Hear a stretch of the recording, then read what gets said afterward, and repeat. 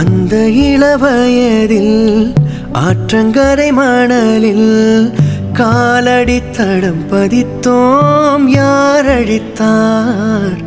நந்தவனக்கரையில் நட்டு வைத்த செடியில் மொட்டுவிட்ட முதற் பூவை யார் பறித்தார்?